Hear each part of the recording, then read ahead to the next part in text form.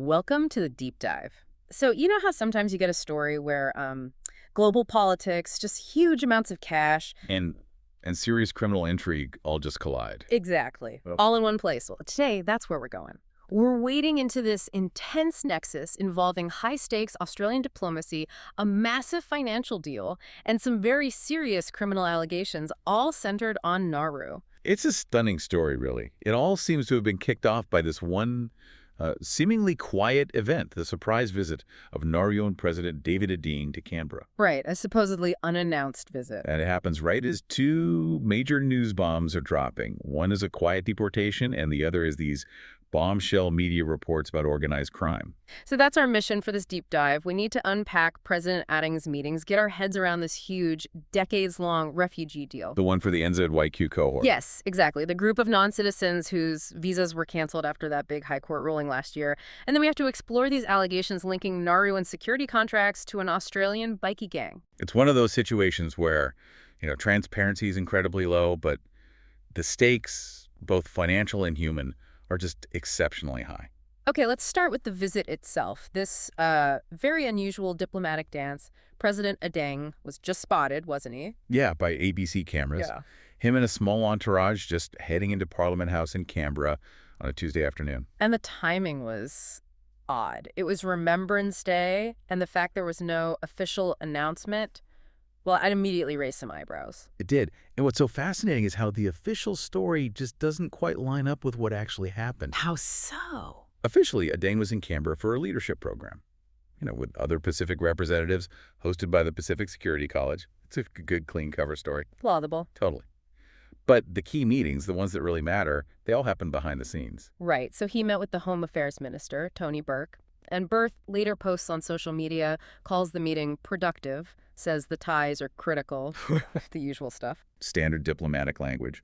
But the really telling meeting was with Penny Wong, the Foreign Affairs Minister. And she confirmed they met the evening before at a reception. She did. Oh. And she specifically confirmed they met separately to discuss, and this is a direct quote, recent media reports. Wow. Okay, so that's a massive admission right there. It's huge. It tells you the whole point of his trip wasn't some leadership seminar. It was damage control, or at least some kind of urgent consultation. The fact that the Foreign Minister of Australia feels she needs to pull a visiting head of state aside at a reception to talk about media reports, that shows you how serious this was. Absolutely. And you can see that reflected in the political reaction, too. You're talking about Jonathan Duniam, the Shadow Home Affairs Minister. Yeah, he called it bizarre. Bizarre to have a head of state from one of our closest neighbors just show up without any proper protocol. So is that just about protocol, or is he signaling something deeper? Like maybe that this whole secretive deal is already on shaky ground? I think it's the latter, definitely. When you're spending $2.5 billion, you expect stability. You don't expect the head of state to have to sort of sneak in for unscheduled meetings. It's just the whole partnership is maybe not as solid as they'd like us to think. And all this diplomatic shuffling was happening at the exact same time as the deal was actually physically in motion. The deportation. The deportation. That's the key bit of timing here. The same week Adeang is in Canberra, Nauru gets its fourth person from the NZYQ cohort. Yep, a South Sudanese national flown from an immigration center near Perth. He's now in temporary accommodation on Nauru. And this isn't just a one-off. This is the physical outcome of that massive deal they signed. The one back in August. It's the $2.5 billion deal for Nauru to take members of this group of, about 350 people? And it spans 30 years. 30 years. It's an incredibly long-term arrangement. That's just extraordinary. When you step back, a 30-year deal. What does that tell you about Australia's position? It sounds like they see Nauru as the only option. It's a sign of dependence, really. It means Australia sees this as indispensable. It's a way to insulate this policy from, short-term political wins. Yeah. A very, very expensive insurance policy. And the group of people Nauru is now being asked to manage. It's incredibly complex. That's where the legal and the human sides of this just collide. It is not a simple group. The sources make that really clear. You have this astonishing range of people within that NZYQ cohort. That's right. You have to think about the spectrum. At one end, you have people who have served serious jail time for violent crimes, even murder. They're the highest security risk. But then at the other end? At the other end, you have people who've never been convicted of anything. Or maybe they have a minor historical conviction for something nonviolent, like cannabis use from a decade ago. So the group really defies any simple label. And they're all in this strange legal limbo because even though their visas were refused, a lot of them are legally refugees or stateless. So under international law, Australia can't just send them back to their country of origin. Which leaves Nauru as the only place to send them off the Australian mainland. Exactly. And on top of all that, you have people who've lived in Australia for years, decades in some cases. They have Australian kids, Australian families. So Nauru is suddenly being asked to provide long-term care for this incredibly diverse population. From violent offenders to people with deep family roots in Australia, all while managing a $2.5 billion payment. It's not just an influx of people, it's a massive social insecurity challenge. You're asking a tiny island nation to take on a burden that Australia decided it couldn't handle on its own shores.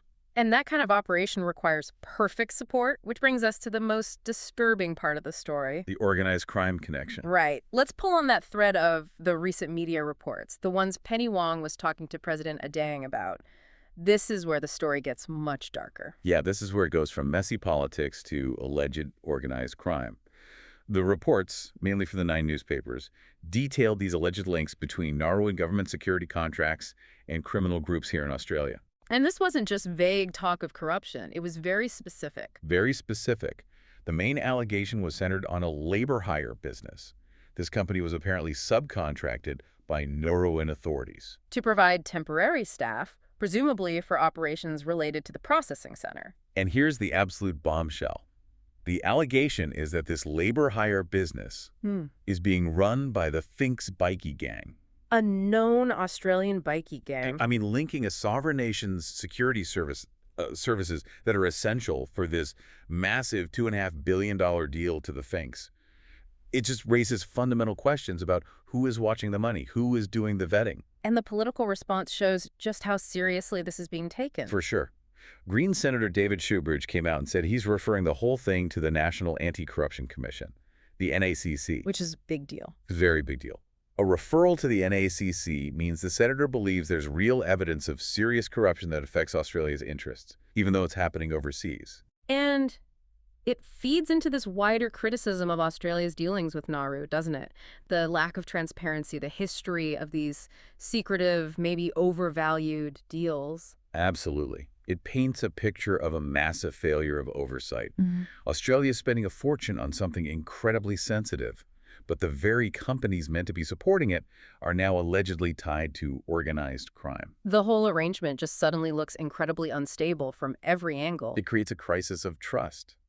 Australia is relying on Nauru for this critical service.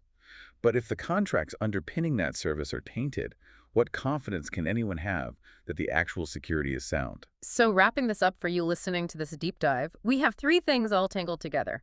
A secret, high-level diplomatic meeting. A massive 30-year, $2.5 billion migration deal. And these explosive allegations that a key contract on Nauru is linked to an Australian bikie gang, which has now triggered an anti-corruption referral. And when you connect all those dots, the big issue here isn't just the money, it's the instability. This lack of transparency, combined with these alleged criminal links, it just fundamentally undermines the entire deal. Australia needs this to work. Nauru needs the money. But if the channels for that money are compromised, the whole thing becomes a liability. It's clear the money and politics are a mess, but the focus always comes back to the people involved. Always. And that's the final thought for you to really mull over. Given this incredibly complex mix of people in the NZYQ cohort, from violent offenders to stateless refugees with families in Australia, what kind of overwhelming challenges does that present for Nauru, especially now as they have to manage all this under the terms of a secret deal, while at the same time fighting off these huge damaging corruption allegations at home? That's the real human and political cost here.